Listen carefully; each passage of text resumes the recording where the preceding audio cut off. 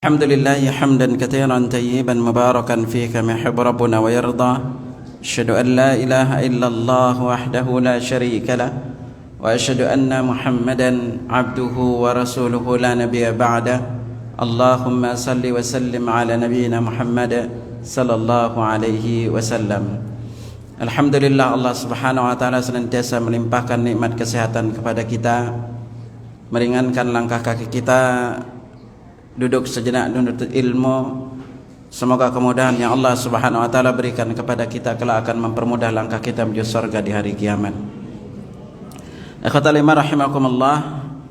Insyaallah untuk pertemuan kali ini kita akan singgung bagaimana caranya agar kita bisa menghapus dosa kita walaupun sebanyak buih di lautan. Ikhwatal iman rahimakumullah, berbicara masalah bab dosa, maka hal penting yang harus kita ingat sebagai muslim adalah di antara hal yang terjadi dalam kehidupan kita adalah bisa jadi bahkan mungkin sering kita melakukan yang namanya dosa. Apakah yang disebut dengan dosa itu? Maka Nabi sabdakan kepada kita, ma haka fi sadrika wa karihta an yattali alaihin nas. Apa yang menjadikan jiwamu itu merasa gusar, tidak tenang, dan kamu itu tidak senang kalau perbuatanmu itu tampak kepada manusia. Ini namanya dosa. Nah, karena itulah manusia Allah sudah takdirkan menjadi di antara karakteristiknya itu adalah berbuat salah. Nabi sallallahu alaihi wasallam bersabda, kullu bani Adam khata'un. Setiap anak Adam itu adalah berbuat kesalahan, berbuat kekeliruan. Wa khairul khata'in at-tawwabun. Dan sebaik-baik orang yang berbuat salah adalah orang-orang yang bertaubat. Karena kita ini bukan malaikat, maka Allah menyediakan untuk kita itu pintu taubat. Dan pintu taubat ini akan terus terbuka sampai nyawa berada di tenggorokan. Makanya Nabi sabdakan kepada kita, innallaha yaqbalu taubatal 'abdi ma lam yughargir. Allah akan menerima taubat seorang hamba selama nyawanya itu belum ada di tenggorokan. Makanya berarti pintu taubat ini akan terus terbuka untuk kita. Maka di antara kita ini ikhwatal iman, jangan antum pernah bosan untuk terus bertaubat. Sampai Hasan Al-Basri berkata, jika kalian itu melakukan dosa lalu bertaubat, berdosa lagi, bertaubat lagi, berdosa lagi, bertaubat lagi, terus lakukan seperti itu, maka kita enggak boleh mengatakan, udah sebanyak berbuat dosa sekalian aja. Maka kita akan membuat iblis menjadi bahagia, ikhwatal iman. Maka dari itu, karena karakteristik kita itu adalah berbuat salah, berbuat khilaf, maka jangan pernah bosan untuk bertaubat kepada Allah Subhanahu wa taala. Saking luar biasanya ini Nabi dalam sehari itu bertaubat sampai dengan 70, dalam riwayat lain 100 kali beliau membaca istighfar. Karena kenapa? Maka Islam pun, karena kita sebagai muslim ini seringkali berbuat salah, khilaf dan lainnya, maka Allah menyediakan untuk kita pintu-pintu penghapusan dosa. Sebenarnya ada 300 cara menghapus dosa. Ini ditulis oleh Syekh Affani dalam kitab beliau Al-Bihar Az-Zakhirah fi Asbabil Maghfirah. Beliau banyak menjelaskan terkait dengan cara menghapus dosa. Karena dosa kita ini ada yang dosa atau amalan yang dengannya bisa menghapus dosa yang dulu dan akan datang. Ada yang menghapus dosa-dosa yang dulu, dan ada dosa yang menghapus dosa-dosa yang kita melakukannya, maka Allah pun bisa menghapus dosa kita hari itu.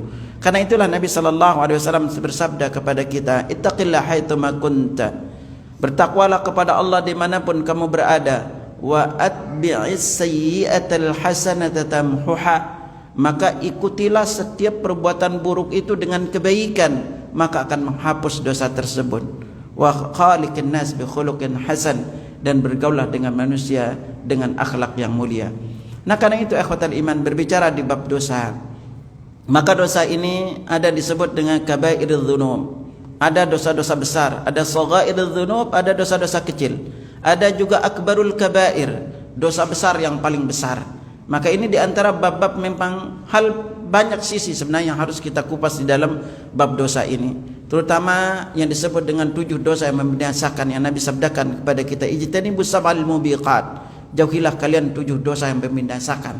Di antaranya disebut syirik, lalu berdosa durhaka kepada kedua orang tua, makan harta riba, makan harta anak yatim, lalu menuduh muslimah yang baik-baik berbuat zina atau berbuat serong lainnya, lalu lari dari medan perang. Ini diantara dosa-dosa besar.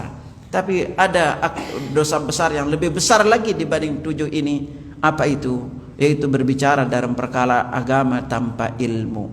Karena itu ikhwatal iman, bab agama adalah bab yang penting untuk kita setiap muslim pelajari. Tetapi pentingnya kita belajar dulu sebelum menyampaikan. Karena kenapa? Menyampaikan saja tanpa landasan ilmu bisa menjadi sebuah dosa. Karena Nabi sabdakan, kafa bil mar'i itsman wa hadditha bi kulli man sami'a. Cukuplah seorang itu dikatakan berdosa kalau dia menyampaikan setiap apa yang dia dengar. Karena berdusta atas nama Nabi termasuk dosa besar di antara dosa-dosa besar yang lainnya. Maka Nabi katakan pada kita, man kadzaba alayya muta'ammidan falyatabawwa maq'adahu minan nar. Barang siapa yang berdusta atas namaku, maka hendaklah dia menyiapkan diri tempat duduknya di dalam neraka. Maka dari itu ikhwatal iman, tugas kita sebagai seorang muslim adalah terus beristighfar, jangan pernah bosan. Karena itu Allah menyuruh kita, qul ya ibadiyalladzina asrafu ala anfusihim. Katakanlah wahai hamba-hambaku yang telah melampaui batas terhadap diri mereka sendiri, la taqnatu min rahmatillah. Jangan kalian putus asa dari rahmat Allah. Innallaha yaghfirudz dzunuba jami'a. Karena Allah mengampuni seluruh dosa. Innahu huwal ghafurur rahim. Karena sungguhnya Dia Maha Pengampun lagi Maha Penyayang. Maka dari itu, karena kesalahan-kesalahan kita ini, kehilapan-kehilapan kita ini, karena kita bukan malaikat, maka tugas kita adalah terus memohon ampun dan beristighfar. Atau kita bisa melakukan amalan-amalan yang dengannya Allah bisa menghapus dosa-dosa kita. Maka dosa-dosa kita ini, kalau kita memperhatikan amalan kita sehari-hari, ada nanti dosa yang dengannya kita menghapus dosa-dosa kita yang dulu dan akan datang. Ada yang menghapus dosa-dosa kita yang dulu, bahkan ada yang kita itu sampai bisa dilahirkan, dosa kita terhapus seperti seorang anak yang baru dilahirkan oleh ibunya. Ini memang tahap bab dosa ini banyak sisi yang kita kupas. Terutama yang paling berbahaya adalah yaitu penyebab dosa-dosa kecil menjadi dosa-dosa besar. Ini antum harus hati-hati. Maka disinilah kita perlu berhati-hati agar jangan sampai nanti kita menyangka dosa itu kecil, ternyata di sisi Allah itu menjadi besar. Karena kenapa? Karena kita melakukan penyebab-penyebabnya. Maka bab ini sekali lagi ikhwatal iman, belum kalau kita kupas al-kabair, dosa-dosa besar, ada kurang lebih sekitar 76 dosa besar memang disebutkan oleh Imam Az-Zahabi dalam kitab beliau Al-Kabair. Maka di dalam Islam ikhwatal iman, bab penting antum ingat adalah yang disebut dengan takwa itu adalah kita melaksanakan perintah, meninggalkan larangan. Jadi di sini kita belajar bahwa untuk mendapatkan pahala tidak selamanya itu terkait dengan melakukan. Tidak selamanya melakukan. Kalau antum salat, puasa, zakat lainnya itu semua sifatnya adalah melakukan. Tetapi sungguh juga di antara penyebab dosa kecil kita dihapus oleh Allah adalah karena kita meninggalkan yang dilarang atau dosa-dosa besar. Allah berfirman dalam surah An-Nisa ayat 31, in tajtanibu kaba'ira ma tunhauna an nukaffir ankum sayyi'atikum. Kalau kalian meninggalkan dosa-dosa besar yang kalian itu dilarang, maka kami akan hapus dosa-dosa kecil kalian. Maka dari itu, bahwa di dalam Islam itu beramal mendapatkan pahala bukan hanya dari sisi amal, tetapi juga dari sisi meninggalkan yang dilarang. Karena ketahuilah akhirnya, melakukan kebaikan, amal soleh semua orang bisa, baik yang berbuat jahat maupun tidak, mereka bisa melakukan kebaikan. Tapi ingat baik-baik, untuk bisa meninggalkan yang dilarang, itu hanya orang-orang memiliki kekuatan iman luar biasa yang bisa meninggalkan dilarang. Apalagi kalau perkara itu udah benar-benar kita tahu itu adalah perkara yang haram, yang Allah udah tegaskan keharamannya. Contoh masalah riba. Betapa banyak orang melakukannya, tapi mereka merasa biasa saja dan menyangka bahwa riba itu bukan perkara yang haram. Ghibah, betapa banyak orang senang untuk menggibahi saudaranya, menggibahi temannya, menggibahi mungkin keluarganya, tapi mereka itu tidak menyangka bahwa itu adalah dosa besar. Dan kalau antum perhatikan ikhwatal iman, kita tahu bahwa dosa paling besar itu adalah syirik. Tetapi ketahuilah, antum perlu ingat, dosa riya lebih besar dosanya dibanding dosa mencuri. Lebih besar dosanya itu dibanding dosa berzina. Riya. Kenapa ikhwatal iman? Karena riya masuk dalam tingkatan syirik kecil. Karena selama dia masih dalam lingkupan syirik, berarti dia juga tetap lebih besar dosanya dibanding yang lainnya. Sementara riya adalah perkara yang begitu gampang kita lakukan. Yang malamnya salat malam, pagi-pagi kelihatan capek, mukanya sendu. Kenapa? Tadi malam kecepatan bangunnya. Tahu-tahu update status, udah baca Al-Quran. Lagi puasa update status, hari ini buka pakai apa ya? Yang mau umroh update status OTW Mekah gitu. Ya. Yang udah sedekah update status, tulisnya hamba Allah tapi alamat rumah lengkap dikasih. Subhanallah. Banyak jalan ibu-ibu berdandan untuk suami, lalu ketika suami enggak muji, malas pengen dandan lagi. Itu tandanya enggak ikhlas karena Allah. Ibu-ibu perlu ingat baik-baik, laki-laki itu 90% lebihnya tidak romantis, Bu. Jadi jangan pernah mengharapkan untuk dipuji sama suami. Laki-laki itu pelit pujian, Bu. Tapi kalau muji istri tetangga bisa gitu. Ya. Sama istri kadang-kadang enggak mau senyum, tapi sama istri tetangga senyum manis. Ya. Sama orang lain, kado Allah orang lain berbuat baik kepada dirinya, terima kasihnya luar biasa. Tetapi istri yang capek mengurus anak dia sampai dari pagi sampai sore bertahun-tahun, nggak pernah ngucapin terima kasih ya sayang gitu. Bu, suami pernah ngucapin terima kasih nggak, Bu? Tuh kan bapak-bapak. Iya. Ini kita itu kadang-kadang sama orang lain gampang ngucapin terima kasih, sama istri sendiri sulit. Tapi ibu-ibu ingat baik-baik. Di antara ciri utama lelaki setia itu adalah dia tidak bisa memuji, Pak. Jadi ibu-ibu bersyukur punya suami enggak pintar memuji, enggak pintar gombal. Kenapa? Karena kalau dia pintar gombal pasti dulu banyak korban, Pak. Ya, bersyukur makanya itu. Nah, khotimah rahimakumullah, kita akan masuk satu persatu. Ini bab panjang sebenarnya bab dosa ini, apalagi kalau udah masuk di bab kabair. Di satu masjid ana khusus mengupas bab kabair, maka perlu kita tahu juga karakteristik. Dosa-dosa ini punya karakteristik dosa besar. Salah satu karakteristik dosa besar itu adalah kalau diancam dengan neraka. Tetapi ya haifillah, jangan pernah remehkan terkait dengan dosa kecil. Karena kebanyakan orang jatuh itu bukan karena batu besar, tapi jatuhnya karena kerikil. Dan justru salah satu penyebab dosa besar menjadi besar adalah karena kita meremehkan dosanya. Maka hati-hati, itu kan dosa kecil doang. Justru ketika kita meremehkan dosa itu, maka jadilah dia dosa besar di sisi Allah. Karena kita meremehkannya, maka hati-hatilah meremehkan. Kalau kita berbuat dosa, mending kita beristighfar, mending kita mohon ampun kepada Allah Subhanahu wa taala. Karena bisa jadi seringkali kita merasa bahwa efek dosa besar ini tidak kita rasakan, tapi banyak penjelasan para ulama seperti Ibnu Qayyim rahimahullah menjelaskan kepada kita, Ibnu Rajab Al-Hambali dan yang lainnya, bahwa seringkali efek dosa itu kita rasakan setelah kita melakukannya 10, 20, bahkan setelah kita tua. Imam Syafi'i rahimahullah, beliau itu memiliki gigi yang kokoh sampai usia lanjut.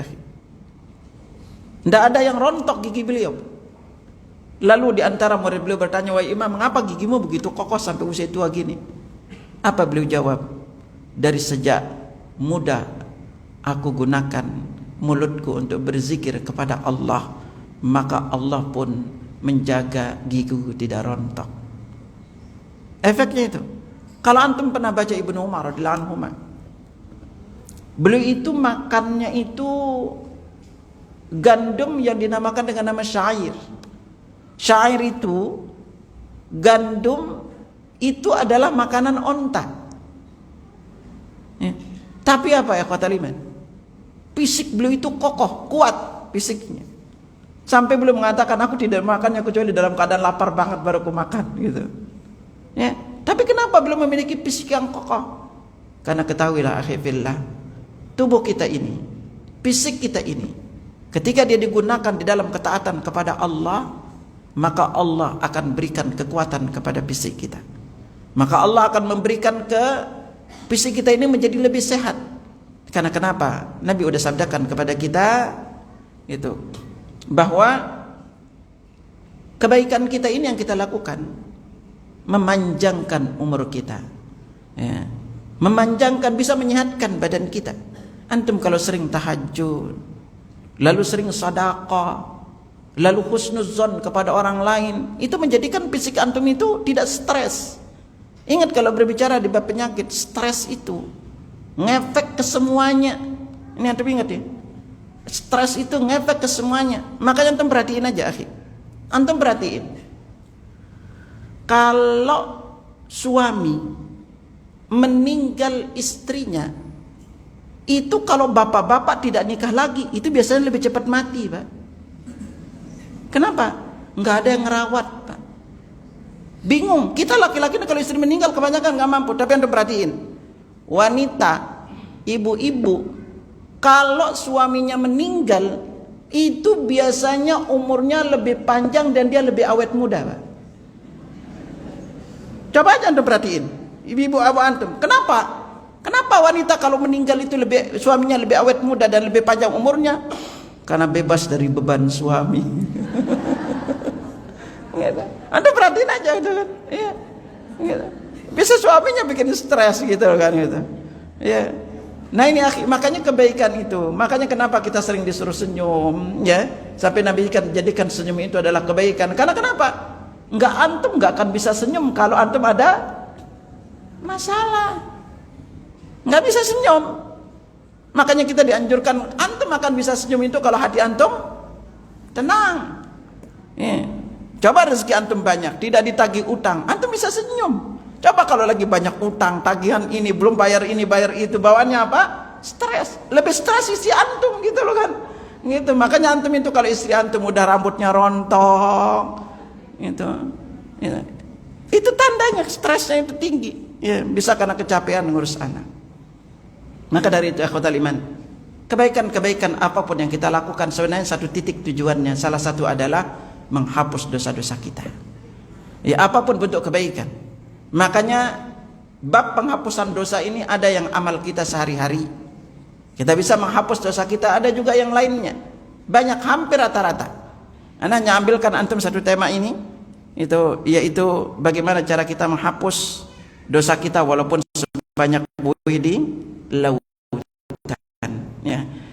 Nah, ikhwatal iman rahimakumullah, dari beberapa riwayat yang sampai kepada kita terkait dengan amalan-amalan yang menghapus dosa kita walaupun sebanyak buih di lautan, yang pertama itu adalah membaca tasbih, tahmid, takbir selesai salat.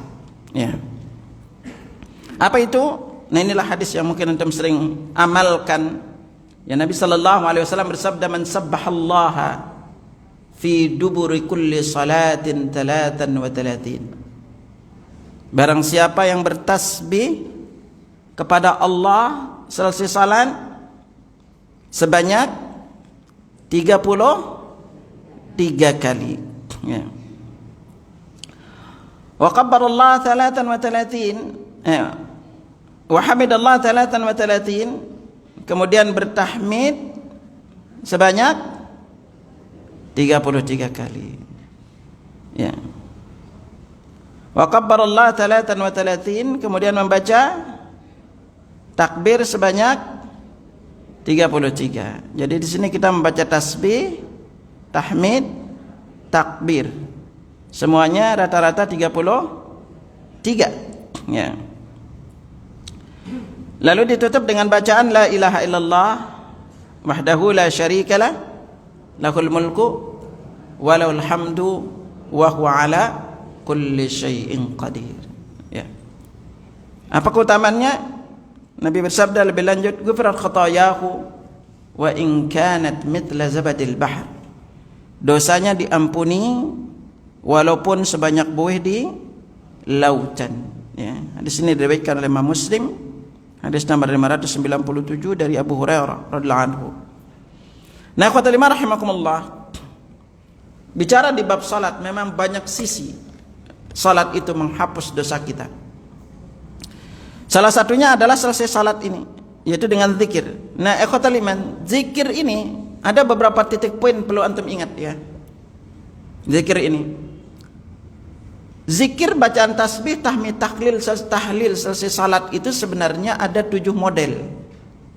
Kita itu cuma kenal satu model ini, itu membaca subhanallah 33, alhamdulillah 33, Allah akbar 33. Ya, lalu tutup tadi la ilaha illallah wahdahu la syarika la lahul mulku wa lahul hamdu wa huwa ala kulli syai'in qadir. Ya.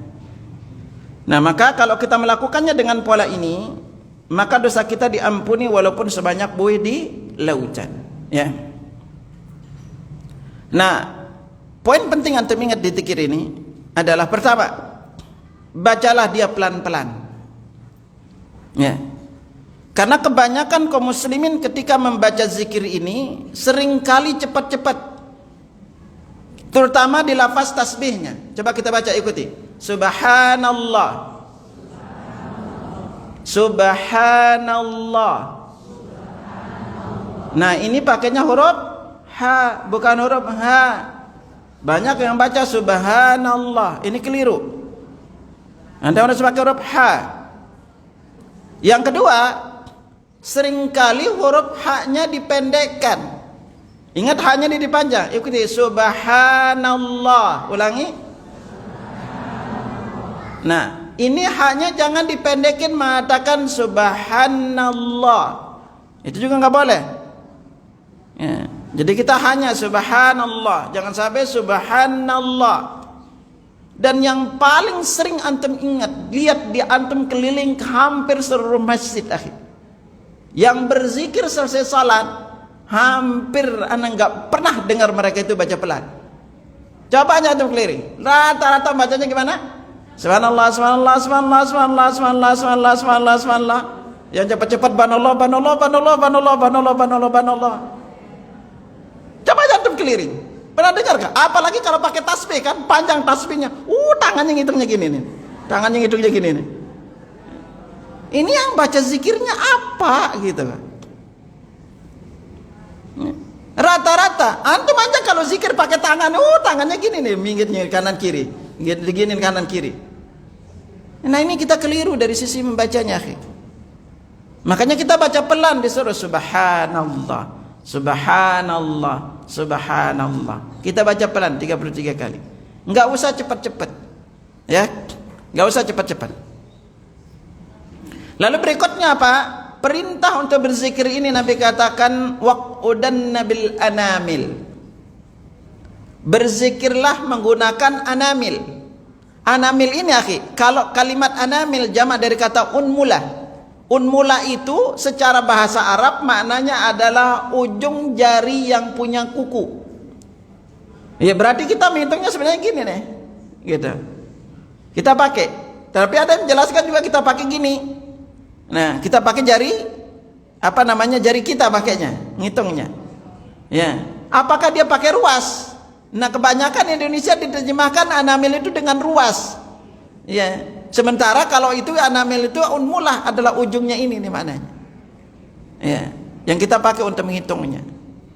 Jadi antum hitung 33. Kalau udah 33, berikutnya adalah selanjutnya ya sampai dengan jumlahnya 33, totalnya 99. Nabi katakan wa tamamul mi'ah, sempurna 100 kita membaca la ilaha illallah wahdahu la syarikalah lahul mulku wa lahul hamdu wa huwa ala kulli syai'in qadir. Dalam lafaz ini tidak menggunakan lafaz yuhyi wa yumin.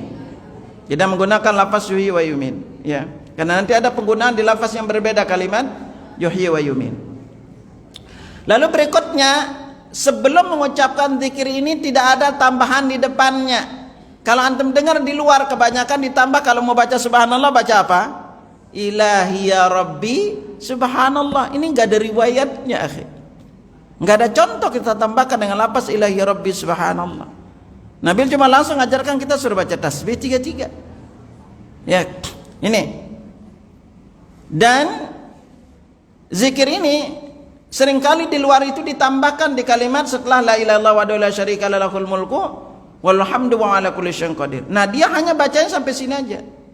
Ya, tidak ada tambahan misalnya baca takbir atau lapas yang lainnya, ya. Tidak ada tambahannya. Nah, di antara model kedua zikir ini akhwatal iman, sebagai tambahan pengetahuan antum, dan ini zikir yang jarang antum baca. Makanya kalau kita berbicara di bab zikir, zikir itu ada yang sifatnya mutlak, ada yang sifatnya muqayyad. Kalau mutlak silakan antum baca berapapun banyaknya dimanapun membacanya. Tapi nanti ada yang sifatnya itu muqayyad, terikat. Kalau terikat tidak, terikat dengan waktu, terikat dengan jumlah, terikat dengan tempat. Ya, dari sisi ikatannya. Nah, ini nanti akan kita singgung di berikutnya. Nah, salah satu di antara model zikir selesai salat ini dari 7 modelnya, yang pertama ini, yang kedua ini yang paling besar pahalanya, yaitu tiga kalimatnya digabungkan. Kalau tadi kan subhanallah 33, alhamdulillah 33, Allahu akbar 33. Tapi ini antum harus gabungin tiga-tiganya, yaitu membaca subhanallah walhamdulillah wallahu akbar. Jadi subhanallah walhamdulillah wallahu akbar. Kalau antum baca zikir ini setiap kali selesai salat, baik itu salat wajib maupun salat sunnah, itu pahalanya setara dengan haji, umrah, jihad, sedekah. Diriwayatkan Imam Bukhari dan Muslim, bahkan hadis ini muttafaqun alaih. Ana bacakan antum hadisnya. Nabi diriwayatkan Abu Hurairah radhiyallahu anhu, dia berkata, ja'ul fuqara ila Nabi sallallahu alaihi wasallam faqalu, kaum fakir miskin dari kalangan muhajirin mendatangi Nabi sallallahu alaihi wasallam, lalu mereka berkata, dhahaba alud dutur minal amwali bid darajatil ula wan na'imil muqim. Orang-orang kaya, alud dutur itu artinya orang-orang yang memiliki banyak harta, meraih derajat yang tinggi dan kenikmatan yang abadi. Lalu Nabi bertanya, wa kaifa qabisa yusalluna kama nusalli? Kata kaum fakir miskin dari kalangan muhajirin berkata, mereka salat sebagaimana kami juga salat. Wa yusumuna kama nasum, mereka berpuasa sebagaimana kami juga berpuasa. Lalu bedanya di mana? Walam fadlu min amwalin yahujjuna biha wa ya'tamiruna wa yajhiduna tasaddaqun. Orang-orang kaya ini memiliki kelebihan harta yang mereka gunakan untuk haji, umrah, jihad, sedekah. Sementara bahasa gampangnya kami enggak mampu melakukan itu. Lalu Nabi bersabda, ala unabbiukum bi amrin, maukah kalian aku ajarkan kepada sebuah amalan, in akhadtum adraktum man sabaqakum, jika kalian mengamalkannya, kalian akan mampu mendahului orang-orang sebelum kalian. Walam yudrikum ahadun ba'dakum, dan orang-orang setelah kalian tidak mampu mengguguli kalian. Wa kuntum khairan man antum baina dhahranihim illa man 'amila mithla, dan kalian termasuk terbaik di antara mereka kecuali yang mengamalkan sebagaimana yang kalian amalkan. Amalannya apa? Tusabbihun wa tuhammidun wa tukabbirun khalfa kulli salatin 33. Kalian membaca tasbih, tahmid, takbir setiap kali selesai salat sebanyak 33 kali. Jadi tasbih, tahmid, takbir 33. Ya. Nah, lalu kata Abu Hurairah, fakhtalafna bainana, kami itu beda pendapat cara mengamalkannya. Di antara kami ada yang berkata membaca takbir 34, tasbih 33, tahmid 33. Faraja'tu ilaihi, kata Abu Hurairah, aku kembali lagi kepada Rasulullah lalu bertanya, gimana cara mengamalkannya? Maka beliau mengatakan, hendaklah kamu menggabungkan membaca subhanallah walhamdulillah wallahu akbar sampai total jumlahnya adalah 33. Jadi kalau antum gabungkan tiga-tiganya, subhanallah walhamdulillah wallahu akbar, maka pahalanya setara dengan haji, umrah, jihad, sedekah. Ini pahalanya, akhi. Ya. Makanya sebenarnya ada 7 cara, akhi, kita mendapatkan pahala haji. Besok di satu tempat tentang ngupas temanya itu amalan-amalan yang berpahala haji dan umrah. Jadi kita bisa meraihnya. Salah satunya, akhi, ana selalu ingetin kepada antum, setiap kali ke masjid, kapanpun antum ke masjid, usahakan selalu wudhu di rumah. Jangan pilih berwudhu di masjid. Kalau antum berwudhu di masjid, maka antum akan kehilangan paling tidak itu sekitar 15 kebaikan. Ya. Besarnya pahalanya kita berwudhu di rumah. Kalau antum kepingin ikut kajian rutin setiap Jumat kedua setiap bulan di Masjid As-Salam, ana ngupas tema 20 langkah melipat gandakan pahala salat jamaah. Jadi salat jamaah ini kita memiliki tahapan-tahapan, akhi, untuk antum mendapatkan pahala lebihnya. Salah satunya itu adalah berwudu di rumah. Ya, wudu yang sempurna di rumah. Pilih untuk berwudu di rumah. Karena kalau antum berwudu di rumah, maka Nabi katakan, man kharaja min baitihi mutatahhiran ila salatin maktubatin fajru ka ajril hajjil muhrim. Siapa yang keluar dari rumahnya dalam keadaan wudu untuk salat wajib, maka dia mendapatkan pahala haji yang berihram. Wa man masya ila tasbihid duha la yansibu illa iya fajru ka ajril mu'tamir. Barang siapa yang berwudu di rumahnya ke masjid untuk salat duha, maka dia mendapatkan pahala umrah. Wa salatun ala iti salatin la lawwa bainahuma kitabun fi aliyyin. Jadi salat satu ke salat lainnya yang tidak ada kata-kata sia-sia di antara keduanya, maka amalan itu dicatat di dalam kitab aliyyin. Wa ma adraka ma aliyyin? Apa itu disebut dengan aliyyin? Kitabun marqum, kitabul muqarrabin, ya. Catatan amal-amal orang-orang yang saleh. Nah ini ya, usahakan antum wudu di rumah. Karena kalau antum wudu di masjid, maka antum akan banyak kehilangan kebaikan. Kalau antum wudu di rumah, satu langkah kaki dicatat satu kebaikan, diangkat satu derajat, dihapus satu kesalahan. Makanya salah satu amalan yang menghapus kesalahan kita adalah langkah kaki kita dari rumah menuju masjid. Semakin jauh langkah kaki antum ke masjid, maka pahala antum semakin besar. Nabi katakan, inna ajam a'zaman nasi ajran fi salati abadum ilaihi mamshan fa abaduhum.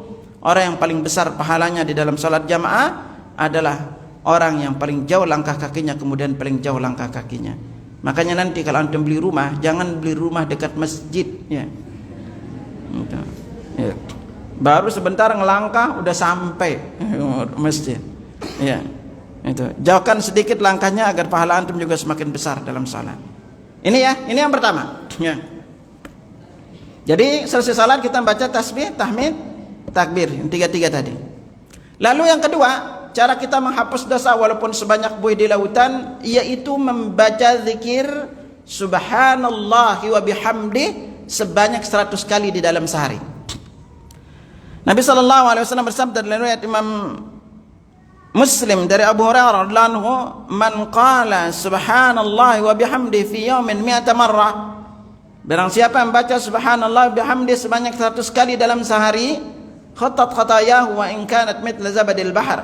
Dosanya akan diampuni walaupun sebanyak buih di lautan, ya. Apa sebanyak buih di lautan, ya.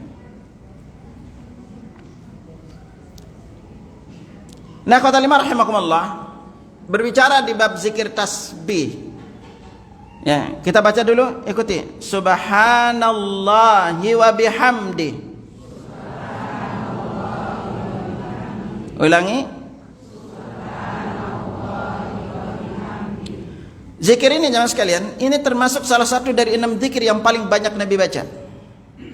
Ibu-ibu kalau kepingin ikut kajiannya, ana di Masjid As-Salam kajian ibu-ibu khusus kita kupas 6 zikir ini. Ada 6 zikir yang paling banyak Nabi baca.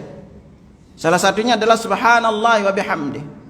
Zikir ini memiliki begitu banyak keutamaan, akhirullah. Ini yang sering kita bisa jadikan contoh dengan model zikir, yaitu mutlak dan muqayyad. Zikir subhanallah bihamdi ini mengandung kalimat tasbih dan tahmid. Dan tasbih dan tahmid ini adalah zikirnya seluruh makhluk, bahkan malaikat diantara zikirnya subhanallah bihamdi. Makanya ketika para malaikat disuruh sujud kepada Adam, apa jawab malaikat? Wa nahnu nusabbihu bihamdika wa nuqaddisulah. Jadi para malaikat itu sering baca itu adalah subhanallah wa bihamdi. Zikir ini jemaah sekalian, kalau dibaca tanpa batasan jumlah, berapapun jumlahnya kita baca, maka dia ucapan yang paling dicintai oleh Allah Subhanahu wa taala.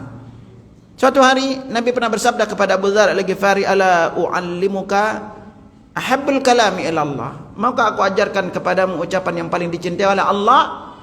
Apa kata Abu Dzar? Ya Rasulullah, alimni ahabbul kalami ala Allah. Rasul ajarkan kepada aku ucapan yang paling dicintai oleh Allah. Apa jawab Nabi? Ahabbul kalami ila Allah subhanallah wa bihamdi. Ucapan yang paling dicintai oleh Allah adalah lafaz subhanallah wa bihamdi. Bahkan zikir subhanallah bihamdi ini lebih baik dibanding kita berinfak emas walaupun sebesar gunung-gunung. Nabi SAW bersabda, man halahul lail an yukabidahu. Barang siapa yang malamnya terasa berat untuk dia hidupkan, au bakhila bil mal an yunfiqahu, atau pelit mengimpakkan hartanya, au jabuda 'anil adu an yuqatilahu, atau pengecut kalau dia bertemu dengan musuh, falyuktir min subhanallah wa bihamdi, maka adalah dia banyak-banyak baca subhanallah bihamdi. Kenapa? Fa innahu ahabbu ila Allah min jabali dhahabin yunfiquhu fi sabilillah, karena lebih Allah cintai dibandingkan gunung emas yang dia infakkan di jalan Allah. Ini zikir ikhwatal iman. Makanya kalau antum berbicara di bab zikir, zikir adalah ibadah begitu besar keutamaannya di sisi Allah. Allah menyuruh kita berzikir dalam berbagai macam kondisi, baik di waktu pagi dan sore harinya. Dalam surah Al-Ahzab ayat 41-42 Allah berfirman, ya ayyuhalladzina amanu dzkurullaha dzikran katsira wasabbihuhu bukratan wa asila. Wahai orang-orang yang beriman, berzikirlah kalian kepada Allah dengan zikir yang banyak dan bertasbihlah kepadanya di waktu pagi dan sore harinya. Allah firmankan juga, fadhkurullaha qiyaman wa qu'udan wa ala junubikum. Berzikirlah kalian kepada Allah dalam keadaan berdiri, berbaring dan duduk juga. Ini kita disuruh berzikir dalam kondisi seperti ini. Bahkan zikir ini akhifillah begitu besar keutamaannya dibandingkan ibadah-ibadah lain.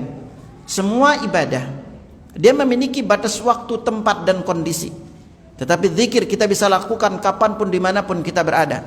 Maka Nabi sabdakan kepada kita, ala unabbiukum bi khairi a'malikum, maka kalian aku beritahukan amalan terbaik kalian, wa azkaha 'inda malikikum, lebih suci di sisi Tuhan kalian, wa arfaiha fi darajatikum, lebih bisa meninggikan derajat kalian, wa khairil lakum min infaqidz dhahabi wal wariqa, bakal lebih baik dibanding kalian berinfak emas dan perak, wa khairil lakum min an talqaw aduwakum fatadribu anakum yadribu anaqakum, bakal lebih baik dibanding kalian bertemu dengan musuh, kalian tebas lehernya atau kalian tebas lehernya. Qalu bala, ma wa rasulullah qala dzikrullah, amalan itulah zikir kepada Allah.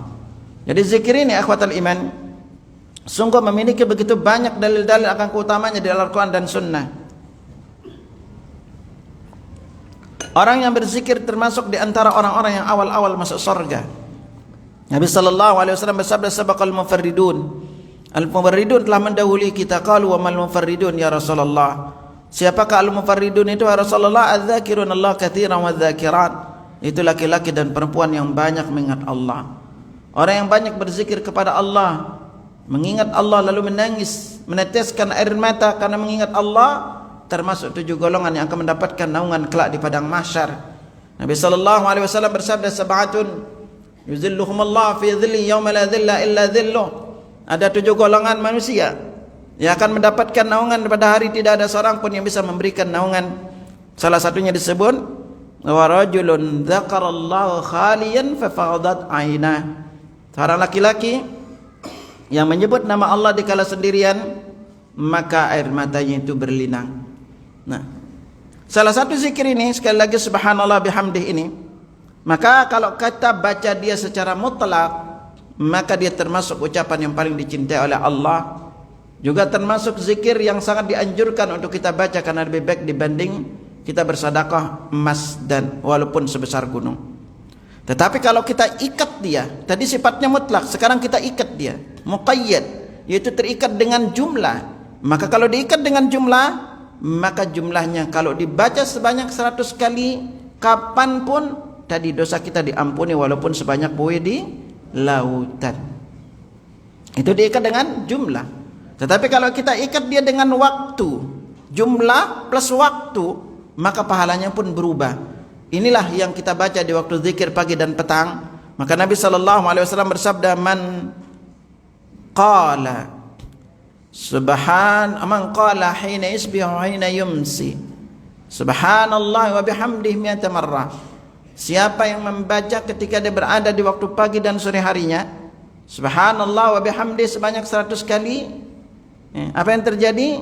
Lam ya'ti ahadun bi afdala mimma jaa bi yaumal qiyamati illa man qala mithla ma qala wa zada alaihi. Nanti hari kiamat tidak ada seorang pun yang mampu mengungguli apa yang dia bawa kecuali orang yang membaca seperti apa yang dia baca atau lebih banyak, ya. Ini keutamaan zikir ini, ya. Jadi antum bisa memilih dia dengan berapapun antum membacanya, silahkan. Tapi kalau antum ikat dia dari jumlah baca 100 kali, maka dia ucapan paling dicintai oleh dia menghapus dosa kita walaupun sebanyak buih di lautan. Di bab zikir akhirnya perlu antum ingat, bab zikir ini juga memiliki kaidah-kaidah. Ya. Salah satunya adalah zikir yang sifatnya mutlak. Maka apabila kita mau menempatkannya pada waktu tertentu, dibaca dengan jumlah tertentu, maka itu membutuhkan dalil baru. Jadi kita boleh mengatakan ini jumlahnya, tapi nggak ada dalilnya. Dan dalil berbicara masalah zikir yang disebutkan secara jumlah, maka paling maksimal jumlahnya adalah 100. Paling maksimal jumlahnya 100. Kalau antum pernah diajarin baca zikir ini jumlahnya 1000 atau 555 kali atau 111 kali, itu rata-rata hadisnya palsu. Hadisnya palsu. Zikir itu rata-rata maksimal jumlahnya yang disebutkan dalilnya adalah 100. Maka disinilah setiap muslim penting untuk antum belajar. Kalau ada yang mengajarkan antum baca salawat sekian sekali, waktunya gini, atau baca ini Al-Fatihah sekian misalnya baca, jangan malu untuk bertanya dalilnya. Karena bisa jadi ketika dia mengatakan itu tidak ada dalilnya, maka kita harus berani untuk bertanya. Karena kenapa seringkali kami udah banyak ditanya, akhirnya Ustadz saya kemarin dapat dari Ustadz sekian suruh baca ini sekian, ini jumlahnya. Anda selalu balik tanya, coba tanya dalilnya, nggak akan pernah ketemu dalilnya. Karena Anda alhamdulillah termasuk lama mengupas di bab zikirin. Kami juga memiliki program namanya tahsin doa dan zikir. Karena kita seringkali membaca doa dan zikir ini seringkali lafaznya pada keliru. Karena kalau antum belajar bahasa Arab, akhirnya di dalam bahasa Arab perubahan makharijil huruf panjang pendek maka bisa merubah makna dari zikir tersebut. Belum karena zikir-zikir sehari-hari ini kita begitu sering terjadi kesalahan di dalam pembacaannya, sehingga seolah-olah ini zikir yang biasa. Kita lihat misalnya perubahan dari makharijil hurufnya yang bisa benar-benar merubah makna. Di antara bacaan yang sering antum baca adalah lafaz dari kalimat Allahu Akbar. Ya. Coba ikuti. Allahu Akbar. Nah kebanyakan kita selalu baca Allah gitu. Ya, dilapas alifnya ya. Ingat agar antum bisa belajar ini di tahsinnya, kalau hurufnya itu fathah dan termasuk bagian dari huruf tipis, maka cara pengucapannya senyum dulu. Kita ambil harokannya sukun, coba kasrah, ikuti i. Jadi kan senyum i. Dikit aja i. Jangan kelebar i, kelebaran jadi. I. Nah, kalau dia fathah gerakan rahang bawah a. Dikit aja a. I a. Kalau dia kelebaran a, kelebaran jadinya. Jangan bilang a gitu kan. Karena mayoritas huruf abjad Indonesia itu adalah tebal. Mayoritas abjad Arab adalah tipis. Ini yang menjadikan kita itu seringkali kalau membaca maliki ma, bukan ma, tapi ma. Ya, karena dua rahangnya kita bergerak. Kalau dalam bahasa Arab dan tajwid, kalau dua rahang bergerak, maka jadinya tebal, akhi. Jadi tebal kalau bilang ma. Nah kita a, itu tebal. Pada Arab itu tidak, gerakannya a. Beda a dengan a. Itu beda gitu. Makanya kebanyakan bismillah gitu jadinya bacanya. Ya. Nah ini kita ikuti Allahu Akbar. Masih Allah gini. Ikuti Allahu Akbar. Nah kita kebanyakan masih gitu, bukan Allah, bukan Allah, beda ya gitu ya. Nah juga Allahu Akbar, ulangi. Ini huruf banyak panjang pendek. Huruf banyak panjang pendek. Pendek apa panjang? Setuju pendek ya? Ini kita di Indonesia sebelumnya kalimat takbir ini macam-macam gayanya. Ya. Kalau lagi takbiratul ihram dibaca pendek, Allahu Akbar. Ruku, Allahu Akbar. Pas turun sujud, itu Allahnya berapa rakaat dulu? Allahnya berapa rakaat? 2 apa 6? 2 apa 6? Sepakat 2 ya? Nah, lihat ketika kita takbir, Allahu Akbar. Ruku, Allahu Akbar. Pas turun sujud, jadi berapa rakaat? Oh, jadi panjang tuh Allah.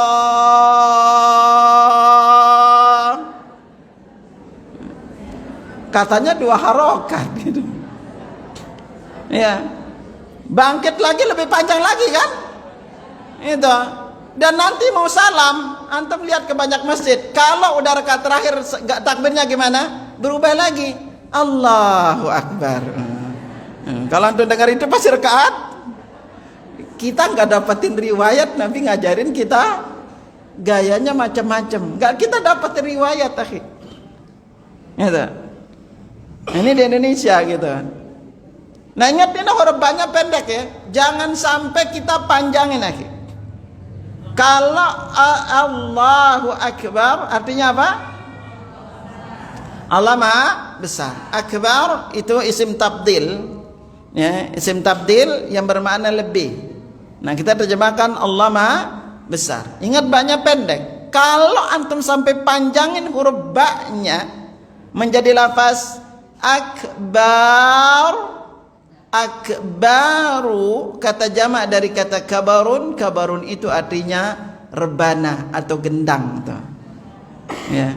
Jadi ibu-ibu kalau lagi kesal Allahu Akbar gitu. Gitu. Allah itu rebana. Ya. Makanya nggak boleh kita. Ini kadang-kadang muadzin sering bilang Allahu Akbar, Allahu Akbar. Itu keliru, akhi. Itu. Nggak boleh baknya itu dipanjangkan. Ya. Ya. Nah makanya itu kita hati-hati di dalam memanjangkannya.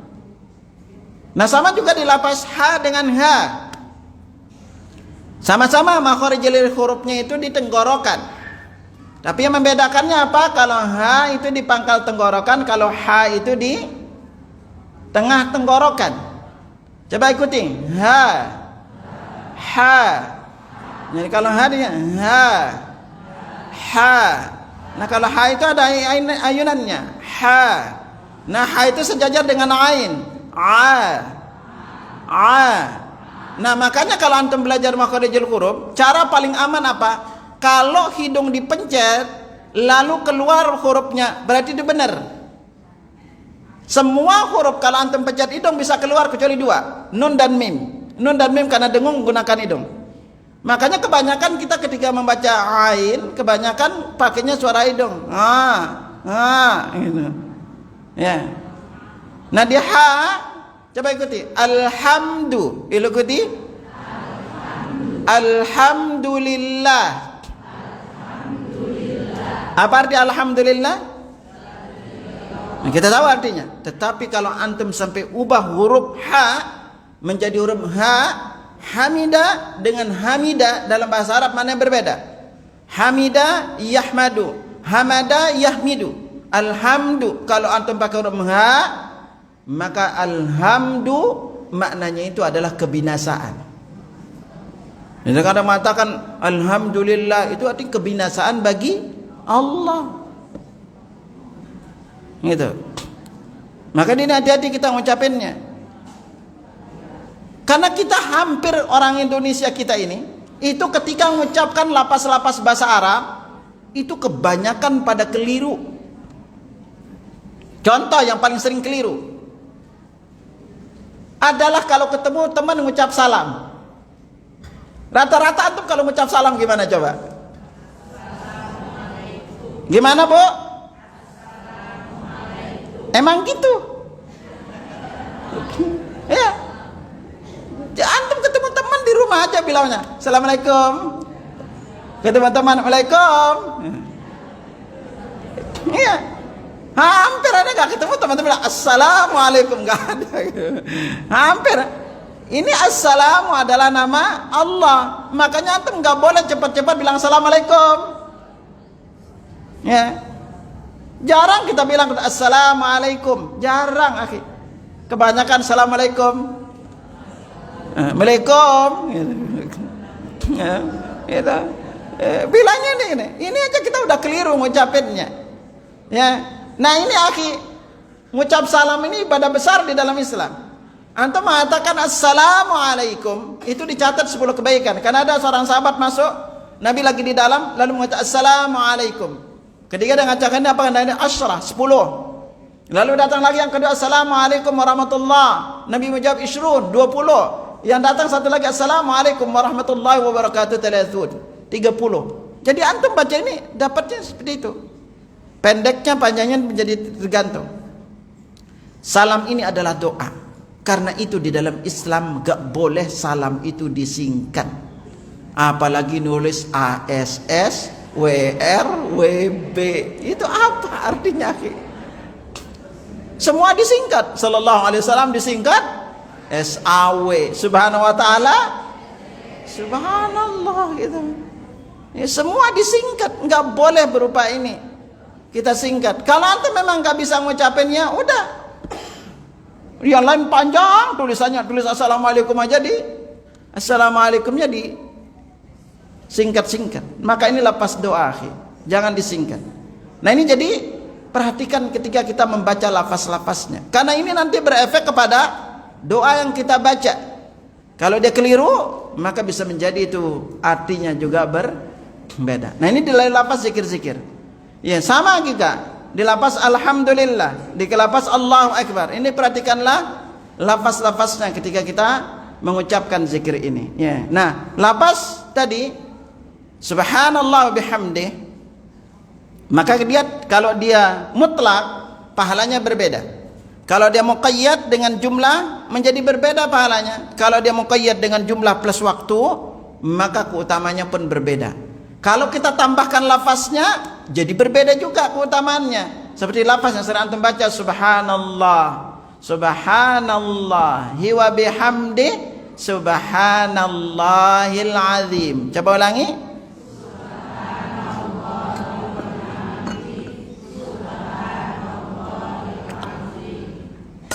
Nah ini pun jadi jumlahnya itu utamanya jadi berbeda.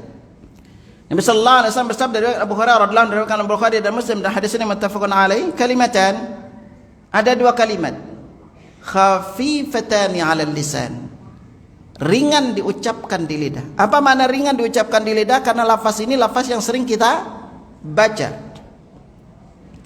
Thaqilatani fil mizan, namun berat di dalam timbangan amal. Habibatani ilar rahman, dicintai oleh Allah yang Maha Rahman. Subhanallah wa bihamdi, subhanallahil azim.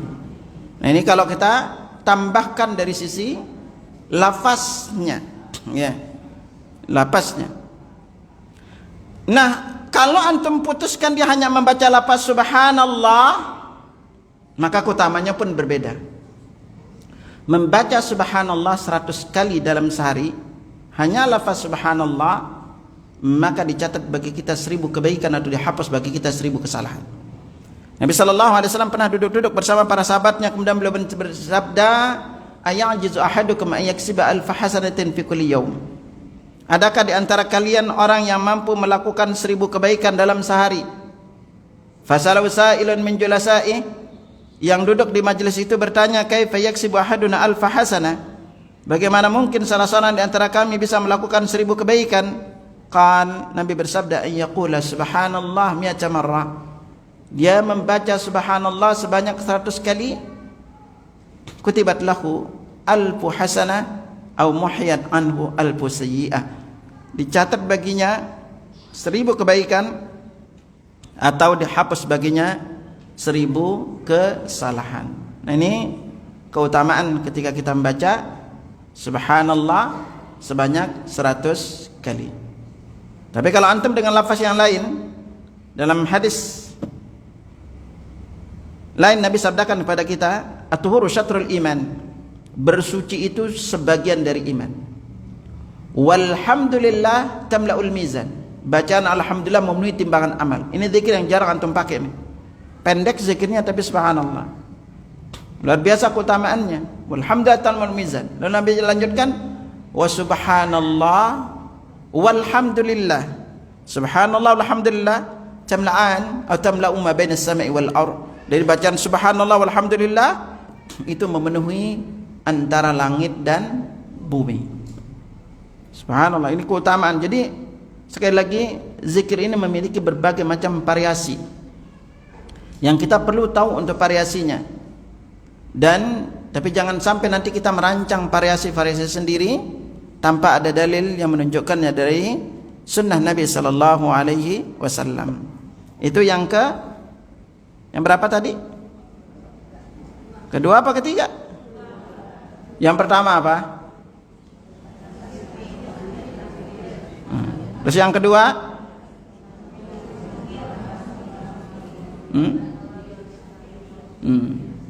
Yang ketiga apa? Ya Allah, ini udah lupa aja gitu. Ini yang ketiga kita. Sekarang ingat yang pertama tadi subhanallah 33 kali, alhamdulillah 33 kali, Allahu akbar 33 kali. Ya. Terus yang kedua tadi subhanallah wa bihamdih. Ya, ini. Berarti sekarang yang ketiga. Oke. Yang ketiga, ikhwatal iman, yang dengannya Allah menghapus dosa kita, yaitu ini yang kita baca sebelum tidur. Jadi kita itu bisa sebelum tidur itu menghapus dosa kita walaupun sebanyak buih di lautan. Ya. Apa yang kita baca zikir sebelum tidur ini banyak jumlahnya. Antum hafal zikir sebelum tidur yang mana nih? Yang panjang apa pendek? Pendek gitu. Ini istiqomah aja nih.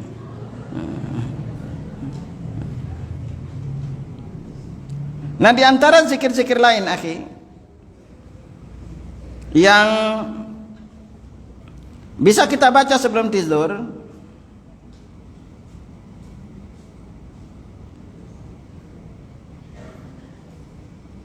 dari zikir-zikir yang disunnahkan oleh Rasulullah SAW ada yang pendek. Di antaranya kan kita baca ayat ya, baca surat dan ayat. Kalau baca surat, maka yang kita baca adalah di antara Al-Mulk lalu As-Sajdah. Kita juga bisa baca Al-Kafirun. Lalu berikutnya yang surat, yang ayat kita baca dua ayat terakhir dari surat Al-Baqarah. Lalu yang surat kita bisa baca Al-Ikhlas, Al-Falaq dan An-Nas. Ingat kalau antum baca Al-Ikhlas, Al-Falaq, An-Nas, caranya nih, kebanyakan kaum muslimin keliru. Caranya adalah gabungkan dua telapak tangan, tiup baru baca. Bukan baca dulu baru tiup. Itu, ingat ya. Dalam riwayat Aisyah dia katakan jama' kaffai, beliau menggabungkan dua telapak tangan, thumma nafatha fihima. Kemudian beliau tiup, thumma qara fihima, kemudian beliau baca. Jadi gabungin baca, tiup, baca, bukan baca dulu baru tiup. Ini perlu diingat ya. Ya. Coba antum, selama ini dibaca dulu apa tiup dulu baru baca? Tuh, makanya tuh. Rata-rata itu baca dulu baru tiup. Itu. Nah, ini yang keliru kebanyakan itu. Jadi dalam riwayat Aisyah, karena ini hadis ini diriwayatkan Aisyah dua-duanya. Jadi gabungin jama', karena Nabi sallallahu alaihi wasallam da'wa ila firasih, ada Aisyah. Nabi itu biasa kalau beliau berada di tempat tidurnya, jama' kaffai, kemudian menggabungkan kedua telapak tangan beliau, thumma nafatha fihima, kemudian beliau tiup, thumma qara fihima, kemudian beliau baca. Jadi beliau baca apa? Al-Ikhlas, Al-Falaq, An-Nas. Selesai baca itu, kemudian beliau usap dari atas kepalanya. Ya, kalau untuk meruqyah diri sendiri dari atas kepala, lalu muka, bagian depan badan. Lakukan seperti itu 3 kali.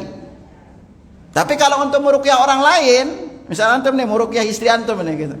Pas istri ini gabungnya sama telapak tangan, tiup, baca. Tapi kalau untuk orang lain dari muka, bukan dari kepala.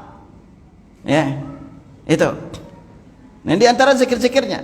Nah, zikir yang gampang antum apal. Mungkin sekali antum dengar ini apal doanya. Hadis ini diriwayatkan Abu Daud.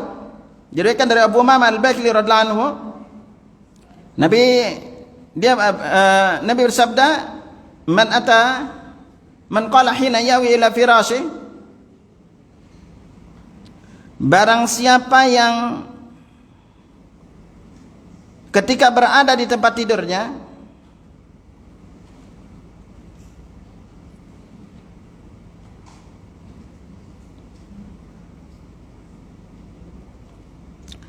kemudian dia membaca, ini ketika berada di tempat tidur ya, kemudian dia membaca, ini bacaannya, ini disimak ya, ini gampang, antum dengar sekali itu rata-rata hafal.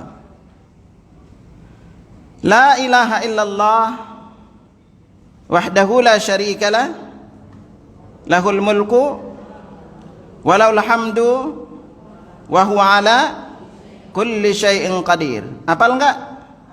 Nah, tambahannya la haula wala quwata illa billah. Boleh tambahkan ila alil azim.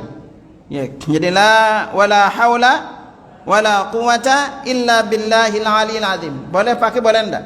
Lalu berikutnya subhanallah walhamdulillah wala ilaha illallah wallahu akbar. Jadi zikirnya ya, la ilaha illallah wahdahu la syarikalah lahul mulku walahul hamdu wa huwa ala kulli syai'in qadir. Wala haula wala quwwata illa billahil aliyil azim. Subhanallah walhamdulillah wala ilaha illallah wallahu akbar. Kalau antum baca doa ini akhi, kata Nabi, ghufirat khatayaku, ghufirat dunubuhu wa in kanat mithla zabadil bahar atau qala akthar min zabadil bahar. Maka dosanya diampuni walaupun seperti buih di lautan atau lebih banyak dibandingkan buih di lautan. Ini keistimewaan doa ini. Ini salah satu doanya. Nah, ini jadi kita bisa menghapus dosa kita itu ketika kita mau tidur. Nah, ini salah satu juga selain doa ini, tolong antum rajin-rajin baca doa ini karena ini luar biasa keutamaannya. Maka salah satu sunnah sebelum antum tidur usahakan untuk berwudu akhir. Karena Nabi SAW tegaskan kepada kita, tahhiru ajasa tahrakumullah. Dan orang yang tidur berwudu, maka sepanjang malam dia didoakan oleh malaikat. Nabi sallallahu alaihi wasallam bersabda, riwayat Ibnu Abbas, riwayat Imam Tabrani, tahhiru ajasa tahrakumullah. Sucikan tubuh-tubuh kalian, semoga Allah mensucikan kalian. Fa innahu laisa min 'abdin yabitu tahira.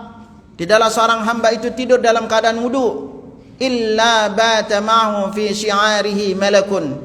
Melainkan di pakaian yang digunakan tidur itu ada seorang malaikat. La yanqalibu sa'atan minal lail. Tidaklah dia membolak-balikkan tubuhnya di malam hari, illa qal, melainkan malaikat itu berdoa, Allahumma ighfir li 'abdika fa innahu bata tahira. Ya Allah, ampuni hambamu karena dia tidur dalam keadaan wudu. Karena usahakan tidur dalam keadaan wudu. Lalu kalau antum baca doa ini, maka dosa kita diampuni walaupun sebanyak buih di lautan. Jadi urutannya perhatikan, la ilaha illallah wahdahu la syarikalah lahul mulku walahul hamdu wa huwa ala kulli syai'in qadir. La haula wala quwwata illa billahil aliyil azim. Subhanallah walhamdulillah wala ilaha illallah wallahu akbar. Kalau antum bangun tidur, ini lafaznya mirip dengan doa bangun tidur, yang kalau kita baca doa ini ketika bangun tidur, maka kalau kita berdoa walaupun belum salat, doa kita itu dikabulkan. Kalau kita wudhu kemudian salat, salatnya pasti diterima. Doanya lafaznya mirip, cuma berubah posisi aja. Hadis ini diriwayatkan oleh Al-Bukhari dan Muslim. Nabi sallallahu alaihi wasallam bersabda, "Man tarra minal laili faqal." Barang siapa yang bangun di malam hari. Syaratnya antum bangun di malam hari, kemudian dia membaca. Ini lafaznya mirip dengan doa ini. Sama depannya, la ilaha illallah wahdahu la syarikalah lahul mulku walahul hamdu wa huwa ala kulli syai'in qadir. Lalu setelah lafaz ini apa? Kalau tadi selesai lafaz ini bacanya wala haula. Tapi kalau ini lafaznya apa? Alhamdulillah wa subhanallah wa la ilaha illallah wallahu akbar wa la haula wa la quwwata illa billah Allahumma ighfirli. Kalau antum tambah dengan ini kata Nabi itu tumada'a, kemudian dia berdoa apa saja, ustujiba lahu, doanya diijabah. Fa idza tawadda wa shalla, kalau dia wudu kemudian salat, kubilat salatuhu, maka salatnya itu pun diterima. Luar biasanya doa ini ya. Nah, salah satu juga doa sebelum tidur akhirillah yang ana sangat anjurkan antum untuk membacanya adalah diriwayatkan dari sahabat Nabi SAW, ini antum usahakan banget baca ini, karena kalau antum meninggal malam harinya, maka antum dipastikan meninggal dalam keadaan Islam. Kalau antum bangun, maka antum dicatat mendapat pahala di sisi Allah Subhanahu wa taala. Ya. Nabi bersabda kepada seorang anak, "Ya gulam, idza awaita firashaka fatawadda udaka lis-shalah." Wahai gulam, kata beliau, kalau kamu mau wudu, maka wudulah persis wudumu ketika mau salat. Tamattaji ala shikikal ayman, kemudian berbaring lihat dari selambungmu yang sebelah kanan. Waqul, kemudian baca. Ini doanya, Allahumma aslamtu nafsi ilaika wa wajjahtu wajhi ilaika wa fawwadtu amri ilaika wa alja'tu dhari ilaika raghbatan wa rahbatan ilaika la malja'a wa la manja minka illa ilaika amantu bi kitabika alladhi anzalta wa bi nabiyyika alladhi arsalta. Kalau antum baca doa ini sebelum tidur, kata Nabi, idza mutta fi lailatika mutta 'ala al-fitrah. Kalau kamu meninggal malam harinya, kamu meninggal dalam keadaan Islam. Idza asbahta asabta ajra. Kalau kamu bangun pagi sudah dicatat dapat pahala. Dalam riwayat Imam Bukhari, waj'al akhiru kunna ma taqul, dan jadikan kalimat ini terakhir yang kamu ucapkan. Nah, ini akhwatul iman. Jadi makanya dalam hal ini zikir-zikir yang kita baca ini, maka ini bisa menjadikan ladang untuk kita dihapus dosa-dosa kita oleh Allah Subhanahu wa taala, walaupun itu sebanyak buih di lautan. Lalu di antara hadis lain yang dengannya kita dihapus dosa kita walaupun sebanyak buih di lautan, Nabi sallallahu alaihi wasallam bersabda, ma 'alal ardi ahadun yaqul, tidaklah seorang itu di muka bumi ini mengucapkan, apa ucapannya? La ilaha illallah wallahu akbar wala haula wala quwwata illa billah. Jadi ucapannya la ilaha illallah wallahu akbar wala haula wala quwwata illa billah. Apa keutamaan? Illa kufirat dzunubu walau kanat mithla zabadil bahar, maka dosanya diampuni walaupun sebanyak buih di lautan. Nah, ini sebenarnya bab zikir ini, maka zikir ini bervariasi dari sisi jumlah, dari sisi tata cara. Makanya penting untuk kita belajar mengetahuinya agar apa yang kita baca itu lebih sesuai dengan apa yang dicontohkan oleh Rasulullah sallallahu alaihi wasallam. Ini di antara hadis-hadis sahih yang terdapat. Memang ada beberapa hadis-hadis lain juga yang menjelaskan zikir ini, cuma di antara yang riwayatnya bisa diterima dan kita amalkan adalah paling tidak hadis yang 4 ini yang bisa kita amalkan, ya. Nah, sebagai pengingat ikhwatal iman, hari-hari ini kita berada di 10 hari pertama bulan Zulhijjah. Ini adalah hari-hari terbaik untuk kita beramal saleh, karena Nabi sallallahu alaihi wasallam bersabda, "Ma min ayyamin al-'amal as-salihu fihinna ahabbu ila Allah min hadhil ayyam, yani ayyamil 'ashr." Tidak ada hari yang paling Allah cintai beramal saleh di dalamnya selain hari-hari 10 ini. Sahabat bertanya, qalu walal jihadu fi sabilillah, tidak pula jihad di jalan Allah? Qala walal jihad fi sabilillah, tidak pula jihad di jalan Allah illa rajulun kharaja bi nafsi wa mali falam yarji min dzalika bi syai', kecuali orang itu keluar membawa diri dan hartanya dan dia tidak pulang dengan membawa suatu apapun. Diriwayatkan Imam Bukhari dari Abu Hurairah radhiyallahu anhu. Maka antum banyak-banyak berzikir, terutama zikir yang sangat dianjurkan kita memperbanyak membaca takbir, tasbih, tahmid, takbir, tahlil, zikir ini. Antum boleh membaca la Allahu akbar, la ilaha illallah, Allahu akbar walillahil hamd, atau antum baca subhanallah walhamdulillah wala ilaha illallah wallahu akbar. Antum perbanyak ini. Apapun amal saleh yang kita lakukan di hari-hari ini begitu besar keutamaannya, ya. Begitu besar pahalanya di sisi Allah. Maka beramallah dengan zikir-zikir ini. Salah satu di antara amalan ana ingatkan kepada antum sebagai keluarga, akhi. Ketahuilah bahwa berkeluarga adalah ibadah besar di sisi Allah. Apapun yang dilakukan oleh seorang suami untuk istri, maka semuanya dinilai ibadah di sisi Allah. Apa yang dilakukan oleh istri untuk suami juga sebaliknya itu ibadah semuanya di sisi Allah. Jangan pernah antum menyangka berkeluarga itu tidak ibadah di sisi Allah. Karena berkeluarga adalah ibadah paling lama kita lakukan. Makanya ana ingatkan pada antum, istri antum itu begitu banyak sisi ibadah yang bisa antum lakukan kepada istri antum. Kita ambil contoh akhirnya, ini agar antum ingat. Kalau antum berbicara bab sedekah, hari-hari ini adalah apapun yang antum lakukan pahalanya besar. Salah satunya sedekah.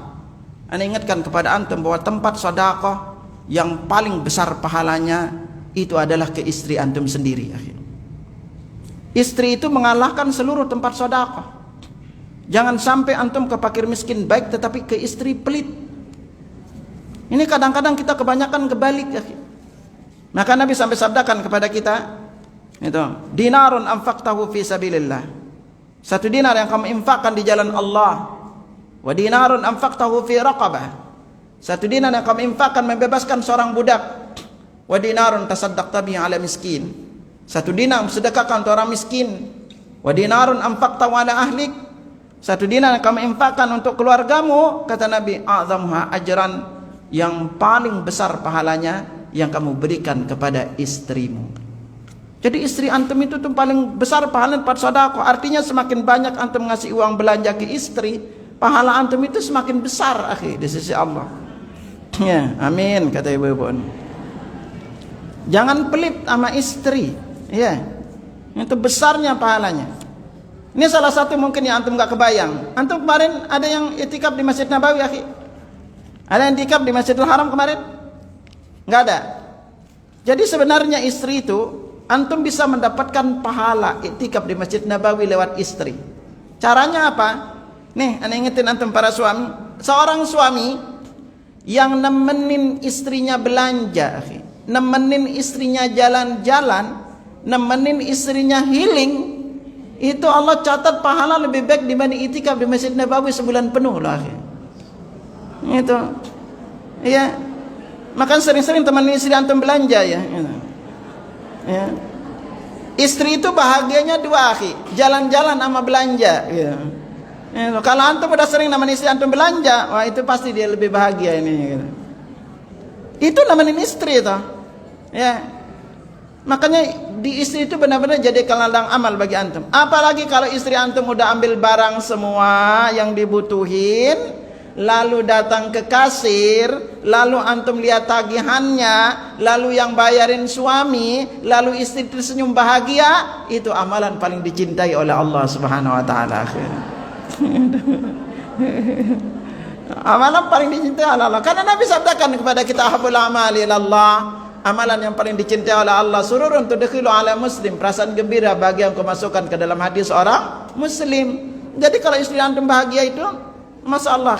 Ana, akhi, ini pengalaman hidup agar antum tahu. Ana ditinggal di Jakarta dari tahun 2000, akhi. Jadi sampai sekarang udah berapa tuh jadinya? Ya. Dari pengalaman ana bergaul dengan berbagai kondisi teman jamaah, ya.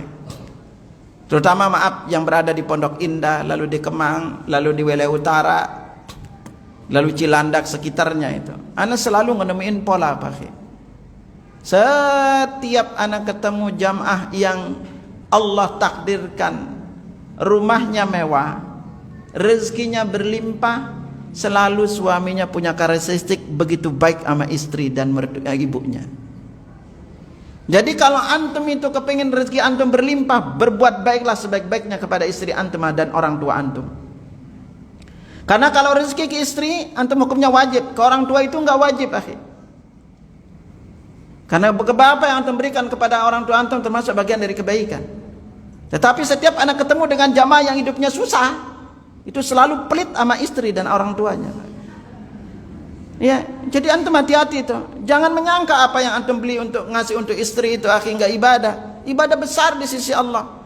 Sampai Nabi katakan kepada kita, idza saqara rajulun imra'atahu ma'an ujira, kalau suami ngambilin air minum untuk istrinya, itu Allah kasih pahala, akhi. Antum sering ngambil air minum untuk istri apa enggak? Jarang. Yang sering ngambil air minum siapa? Istri, gitu. Jarang kita lakuin, gitu. Makanya ternyata kebarukan rezeki antum itu tergantung pada orang tua dan istri antum, akhi. Ya, makanya jangan pernah pelit sama istri. Ya, buktiin aja, akhi. Itu, kalau antum pelit sama istri, rezeki antum sempit. Itu, istri antum itu ingat. Antum kadang-kadang kita para suami ini kurang perhatian sama istri. Antum itu kalau istri antum rambutnya rontok, itu tandanya kurang nutrisi, akhi. Antum perlu beliin tuh agar dia sehat. Investasi paling bernilai antum itu adalah istri, akhi. Ya, istri antum paling bernilai. Kalau antum itu ngelihat kulitnya gelap, itu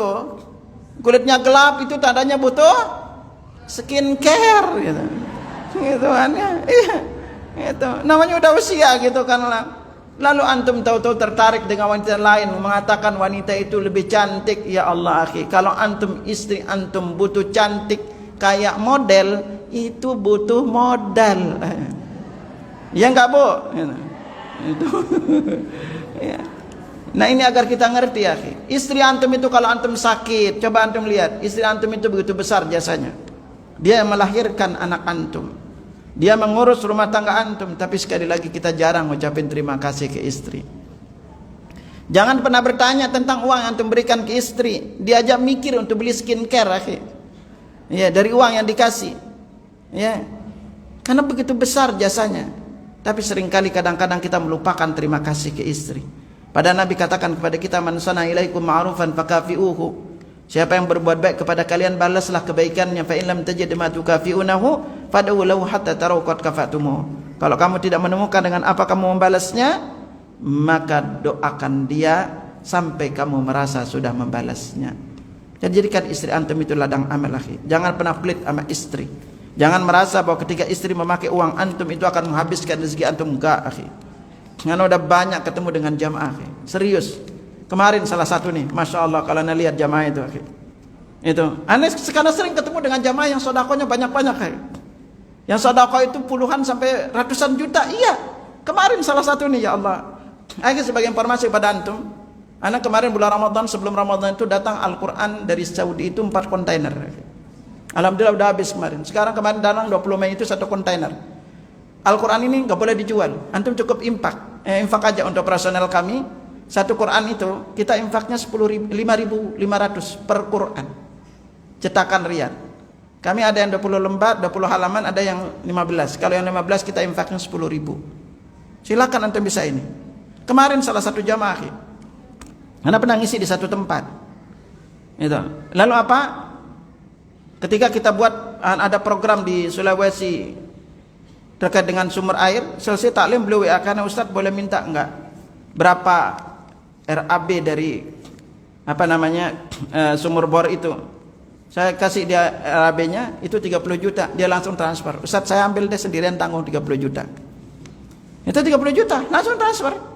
Kemarin itu kami adain program ini, saya WA ke beliau. Akhirnya beliau apa? Ustaz saya ambil sekian, beliau transfer 10 juta. Lalu datang ke tempat kami cleaning, transfer di sana jadi 25 juta gitu. Kemarin lagi pulang dia tambahin transfer, Ustaz ada yang butuh ke pondok ini, transfer lagi 5 juta.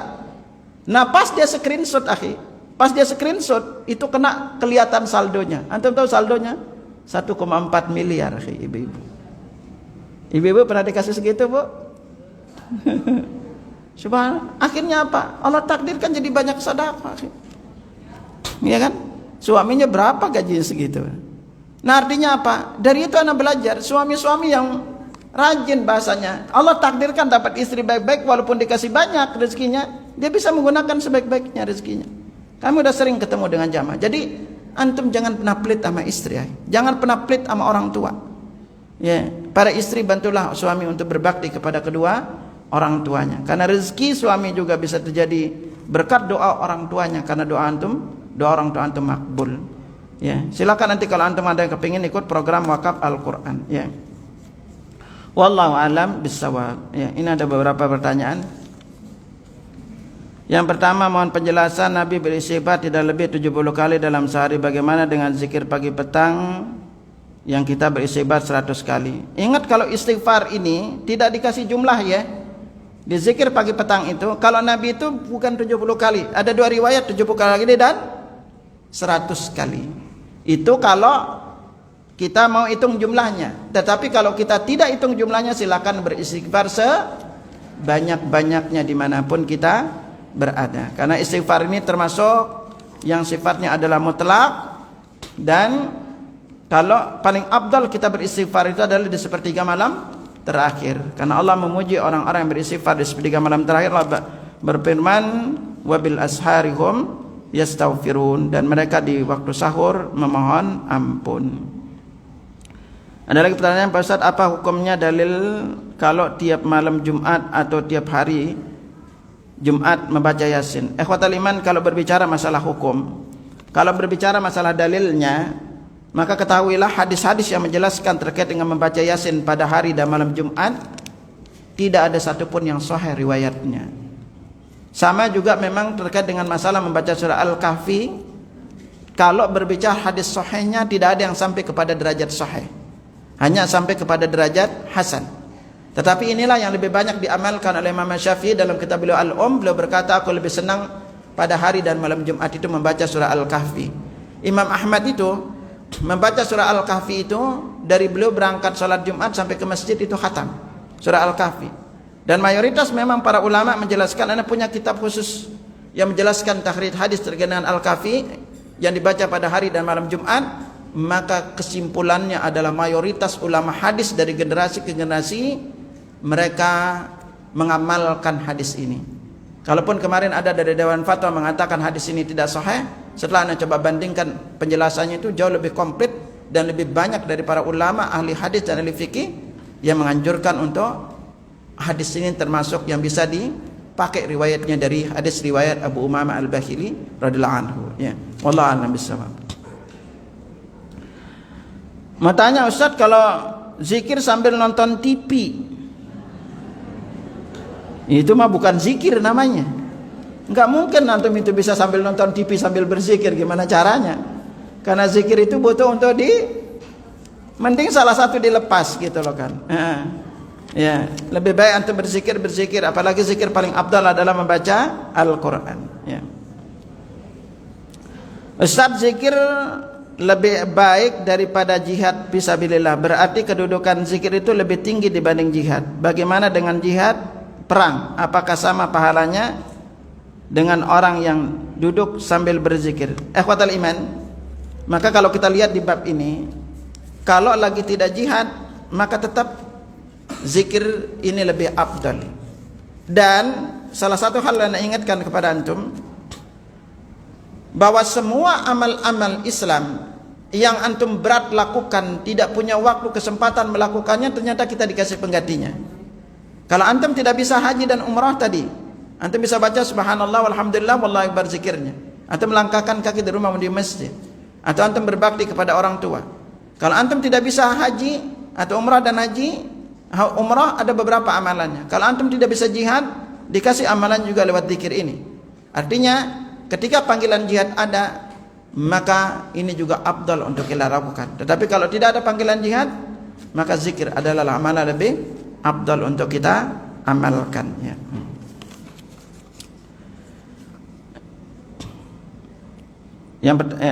Pertanyaan berikutnya, apabila seorang anak melakukan kesalahan keburukan, apakah perbuatan tersebut merupakan dosa dari orang tuanya? Pertama,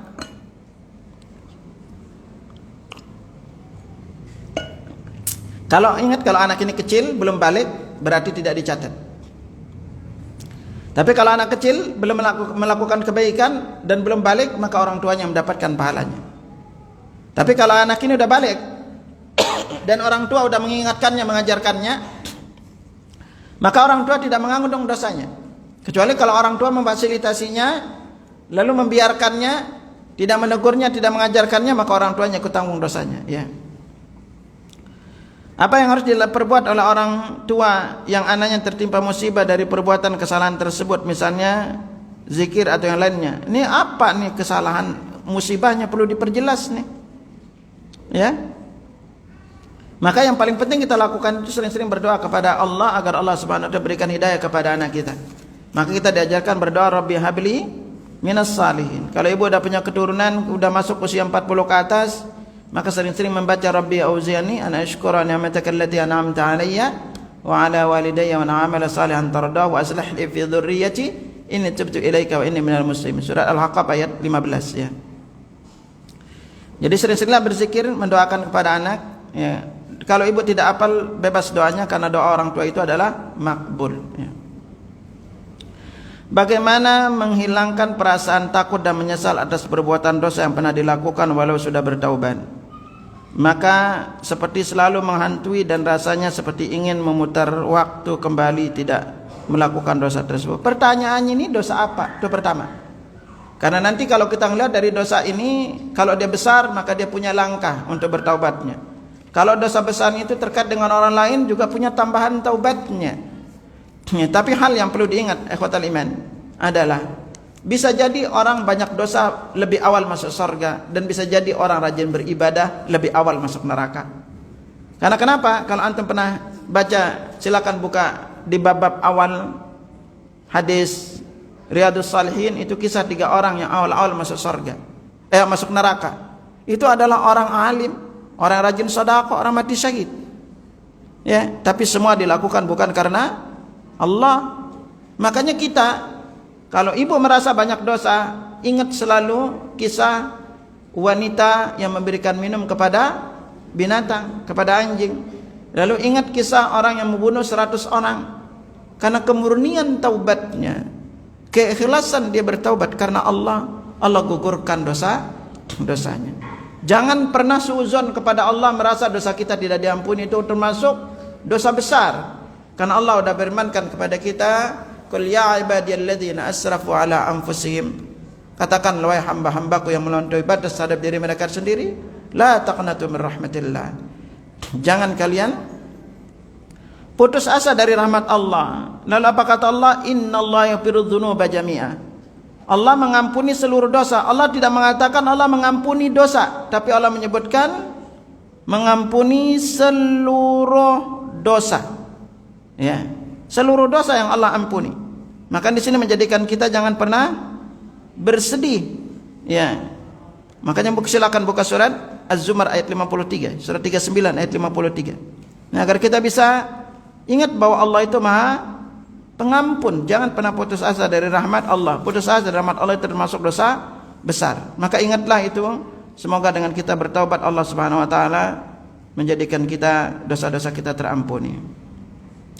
Ustaz, bagaimana jika menyebut nama Rasulullah dengan lafaz Sayyidina yang biasa digunakan mengagungkan Rasulullah? Ikhwatal iman, bab bacaan salawat ini Nabi sudah ajarkan kepada kita dengan para sahabat. Sampai-sampai sahabat tidak pernah membuat lafaz salawat sendiri. Makanya ketika mereka turun perintah ayat yang mengatakan suruh berselawat, ya ayyuhalladzina amanu sallu innallaha malaikatahu yusalluna 'alan nabi ya ayyuhalladzina amanu sallu 'alaihi wa sallimu taslima. Apa kata para sahabat? Ya Rasulullah, inna na'lamu kaifa nusallim 'alaihi. Wahai Rasulullah, kami tahu cara kami mengucapkan salam kepadamu. Wa kaifa nusalli 'alaihi. Lalu bagaimana cara kami mengucapkan salawat kepadamu? Maka Nabi katakan, qulu, ucapkanlah. Maka ini adalah salawat yang paling afdal yang diriwayatkan oleh Ka'ab bin Ujrah. Ini selawat yang paling abdan diriwayatkan Ka'ab bin Ujrah. Bunyinya Allahumma salli ala Muhammad wa ala ali Muhammad kama sallaita ala Ibrahim wa ala ali Ibrahim innaka Hamidum Majid. Allahumma barik ala Muhammad wa ala ali Muhammad kama barakta ala Ibrahim wa ala ali Ibrahim innaka Hamidum Majid. Ibnu Qayyim menjelaskan ini adalah salawat yang paling abdal. Imam Sakhawi juga belum menjelaskan ini salawat yang paling abdal karena Nabi langsung mengajarkan salawat ini. Dan semua lafaz salawat ikhwatal iman, tidak terdapat lafaz Sayyidina. Semua lafaz salawat yang hadisnya sahih kurang lebih ada 9 hadisan, 9 riwayat, maka semuanya tidak terdapat lafaz Sayyidina. Maka dari sini kita belajar apa? Maka katalah Hafiz Ibnu Hajar Asqalani, hatta Imam Syafi'i itu di dalam pembukaan kitab Al-Um beliau tidak menggunakan lafaz salawat, lafaz Sayyidina. Makanya Hafiz Ibnu Hajar ketika ditanya apakah kita harus menggunakan lafaz Sayyidina kita membaca salawat, apa kata beliau? Menggunakan lafaz yang ada lafaznya atau al-athar yang ada riwayat hadisnya, maka ini lebih afdal. Jadi seorang enggak boleh mengatakan menambahkan ini lafaz itu lebih afdal di dalam lafaz salawatnya. Sementara kalau Nabi dan para sahabat tidak pernah melakukannya, maka tidak boleh kita mengatakan itu yang paling afdal. Makanya kalau di dalam salat, maka yang paling afdal adalah jangan tambahkan, karena itu adalah lafaz murni dari Nabi. Andai kalau antum berbicara di bab hadis lalu nambahkan lafaz Sayyidina, maka ini termasuk di antara lafaz tambahan yang tambahan ini adalah palsu tambahannya, karena di semua lafaz itu nggak ada bilang lafaz Sayyidina. Tetapi kalau di luar salat, para ulama memang berbeda pendapat. Ada yang mengatakan boleh, ada yang mengatakan tidak. Tetapi kuncinya adalah menggunakan lafaz persis seperti apa yang diajarkan Nabi, karena Nabi yang lebih tahu lafaznya, lebih fasih dari sisi bahasa Arab, maka menggunakan lafaz yang asli inilah yang lebih tepat untuk kita gunakan. Sehingga Imam Asy-Syafi'i rahimahullah sendiri tidak menggunakan lafaz Sayyidina ketika menyebut Rasulullah menggunakan lafaz salawat ini. Beliau tidak pernah mengatakan Allahumma salli ala Sayyidina Muhammad wa ala ali Sayyidina Muhammad, tidak menggunakan itu. Tapi lalu kenapa kita kebanyakan di Indonesia menggunakan itu? Makanya akhirnya perlu antum ingat, Indonesia ini, kalau dari sisi fatwa, rata-rata itu tidak mengikuti Imam Syafi'i. Yang mereka ikuti itu adalah Syafi'iyah. Berbeda antara Syafi'i dengan Syafi'iyah. Kalau Imam Syafi'i langsung. Tapi kalau Syafi'iyah adalah mereka yang bermadzhab Syafi'i, yang belum tentu pendapatnya sesuai dengan Imam Syafi'i. Salah satunya apa? Kalau antum buka mazhab Syafi'i, maka mazhab Syafi'i mengatakan bahwa bacaan Al-Quran yang disampaikan kepada mayit tidak sampai.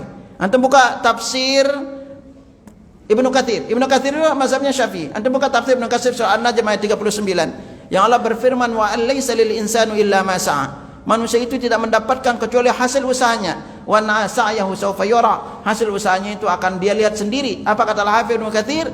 Hadis ayat ini dijadikan dalil oleh Imam Syafi'i bahwa bacaan Al-Quran disampaikan kepada si mayit, pahalanya itu tidak sampai. Itu mazhab Syafi'i. Dan Imam Syafi'i setiap malam Jumat atau hari Jumat membacanya dalam surat Al-Kahfi. Beliau tidak membaca surat Yasin. Jadi Imam Syafi'i enggak pernah Yasinan, ya. Itu. Lalu pertanyaan berikutnya sebentar lagi. Ustaz, izin penulisan lafaz Allah itu pakai A atau pakai O? Sebenarnya kalau bahasa Indonesia ini silahkan, akhi.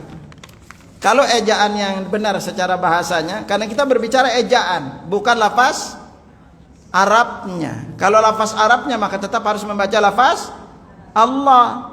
Tidak boleh kita bilang Allah itu, karena kalau pakai Allah maka ngikutin orang Kristen. Jadi tetap kita memakai lafaz Allahu Akbar, bukan Allahu Akbar. Itu bukan gitu ininya. Ya, karena ini ada lafaz, makanya yang paling afdal kita gunakan adalah lafaz aslinya. Ya, kalau sama dengan kalimat lafaz insyaallah. Insyaallah ini sinnya itu pakai S apa SY? Kalau Indonesia itu pakai SY, kalau Inggris pakainya SH.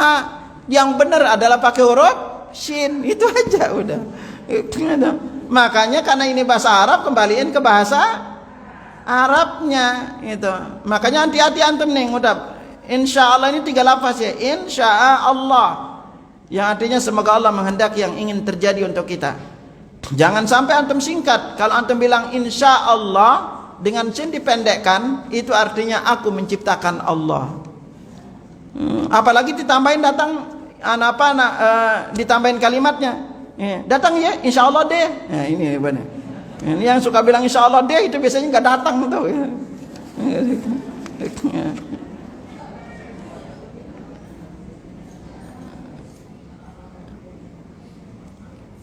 Ini ada pertanyaan, Afwan Ustaz, apa benar kalau menyenangkan istri maka rezeki suami akan lancar? Benar, Bu. Buktiin aja, akhi. Ya.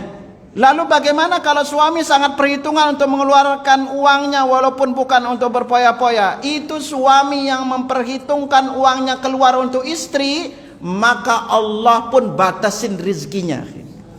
Ingat baik-baik tuh para suami.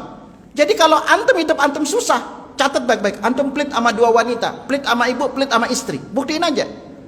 Gitu. Sekarang gimana antum akan membatasin istri? Ini anak kebukti, ada jamaah, ada temannya istri. Karena dulu pernah jadi karyawan di klinik kami. Itu ketika dia curiga sama istri, sampai istrinya itu dikasih dibatasin uang belanja, hidupnya itu jadi susah, akhi. Serius. Ana afan, akhi. Ana itu justru rekening yang paling banyak isinya yang pegang istri. Ana suruh aja pakai aja. Dan ana selalu ngerasain ketika istri pakai, uangnya datang. Kembali, bahkan lebih banyak. Ketika istri bilang apa? Uangnya habis. Anak cuma bilang apa? Itu, uang bisa dicari, senyuman istri jauh lebih berarti. Udah, itu aja. Udah pakai aja gitu. Dan anak sangat rasain, akhi. Setelah anak banyak ngasih uang belanja ke istri, antum lihat aja dulu ketika antum loyal sama istri, jamin, akhi. Anak selalu ketemu dengan jamaah dengan pola seperti itu, akhi. Ana udah ketemu dengan jamaah-jamaah di mana bilang di Jakarta yang paling elit. Karena ana ngisi kajian di sana, di Pondok Indah ana sering ngisi. Gitu. Lalu wilayah utara Cipete, lalu Kemang sekitar, ana sering ngisi dan ana selalu ketemu jamaah itu. Ana ketemu dengan jamaah-jamaah. Ya Allah, akhi, kalau sedekah serius. 10 juta 20 juta itu udah biasa. Mereka transfer kucuk-kucuk, Ustaz udah transfer sekian, kasih buktinya. Dan anak ketemu rumahnya, ketemu suaminya, Masya Allah. Dan anak ketemu dengan teman-teman yang ngeluh-ngeluh, itu pelit sama istrinya, pelit sama istrinya, perhitungan sama istrinya, ya kan? Sekarang rezeki antum sekarang kalau fakir miskin baik sedekahnya mau sedekah, istri sendiri nggak mau, ingat segede-gede antum sedekah ke orang lain nggak akan pernah ngelebihin pahala sedekah antum ke istri, karena ke istri hukumnya wajib. Nah, apalagi kepada keluarga, Nabi katakan as-sadaqah dalam miskin sedekah ke fakir miskin itu pahalanya 1. Wa 'ala dzir rahmi itsnatain. Dan yang punya hubungan kerabat pahalanya itu 2. Shadaqatun wasilah, sedekah dan menjaga silaturahim. Maka dari itu akhirlah, dan anak rasain dulu ketika hidup sebagai pengalaman agar antum jangan jangan pelit kepada istri. Anak itu dulu berdoa anak ya Allah, istri antum itu tidak wajib masak loh. Nih ingat para istri, istri antum itu nggak wajib masak, nggak wajib nyuci, nggak wajib bersih-bersih rumah. Istri antum kewajibannya apa? Layanin suami dengan anak, itu wajibnya antum. Antum harus sediain itu semua. Sekarang gimana istri antum mau melayani antum dengan bagus kalau dia semua ngerjain rumah, lalu istri antum capek, lalu istri antum nggak ada tenaga, lalu wajah istri antum kusam karena kecapean, akhi. Kecapean istri antum. Dari itu anak berdoa, ya Allah, itu aku pengen membahagiakan istri. Ya Allah, berilah aku rezeki biar yang nangan di rumah itu bukan istri, hanya nangan di rumah ini lain semua, akhi. Dan anak rasain banget, akhi. Udah berkali-kali anak buktiin. Anak sekarang KPIC itu kalau dia butuh, udah habis uangnya, anak kasih aja, udah transfer sendiri berapa maunya. Anak kasih transfer sendiri. Dia bilang habis, ya udah. Ketika dia habis datang lagi. Dan anak ngerasain apalagi sekarang, akhi. Apalagi sekarang ini. Dan anak udah kadang ngerasain seperti itu. Enggak pernah istri mau beli ini, udah beli aja. Selama ada dan itu untuk kebaikan, apalagi untuk anak lainnya itu anak kasih. Belum dia mau beli baju, karena anak kalau masalah baju rewel sama istri. Itu. Anak suruh beli yang bagus sekalian biar agak awet. Itu. Kalau dia beli yang murah, benar kan anak bilang, beli yang mahal aja biar awet aja. Artinya anak ngerasain banget, akhi. Itu kan. Itu. Kalau antum baik sama istri, jangan pernah pelit sama istri. Karena istri antum yang nemenin antum, yang bersama antum, rezeki antum dititipin lewat istri. Ya, ketika antum pelit sama istri, perhitungan sama istri, Allah perhitungkan juga rezeki yang dititipkannya kepada antum. Ya, karena istri itu, adanya istri antum itu bukan dititipin rezeki istri antum lewat antum. Anak-anak antum juga gitu. Dia udah capek ngerawat anak antum, lalu pelit, jarang ngajak belanja. Anak sekarang kalau istri ngajak belanja, mending anda nemenin istri belanja, karena anda tahu pahalanya, akhi. Itu nemenin istri, anda mau itikaf di Masjid Nabawi sulit, mending anda temenin istri belanja jalan-jalan, anda dapat pahalanya, pahala itikaf di Masjid Nabawi sebulan penuh loh, akhi. Ya. Wallahu a'lam bishawab. Para istri doain suami, ya, agar Allah berikan kelapangan rezeki. Itu kita para suami didiklah istri dan arahkan istri, karena istri bagaimanapun tanggung jawab kita. Semoga Allah Subhanahu wa taala memberikan kita kemudahan, kesehatan, dan memudahkan urusan kita, dan menjadikan anak, istri, dan keluarga kita termasuk orang-orang yang saleh dan dimudahkan kelak diwafatkan dalam keadaan husnul khatimah, dan Allah mudahkan kita masuk ke dalam surganya. Dari sekian, subhanakallahumma wa bihamdika asyhadu an la ilaha illa anta astaghfiruka wa atubu ilaik. Assalamualaikum warahmatullahi wabarakatuh. Waalaikumsalam warahmatullahi wabarakatuh. Alhamdulillah telah selesai kajian kita. Jazakumullah khairan atas apa yang sudah telah disampaikan. Untuk info kajian berikutnya, insya Allah pada pekan ketiga diliburkan dikarenakan ada persiapan di Depan. Akan dimulai lagi pada pekan keempat pada Sabtu tanggal 22 Juni 2024 jam 9 pagi oleh Ustaz Zikrullah Arsa dengan tema Jalan Golongan yang Selamat. Ini kajian rutin, semoga kita dimudahkan dalam setiap bentuk yang mustafi. Amin ya rabbal alamin. Barakallahu fikum. Wassalamualaikum warahmatullahi wabarakatuh.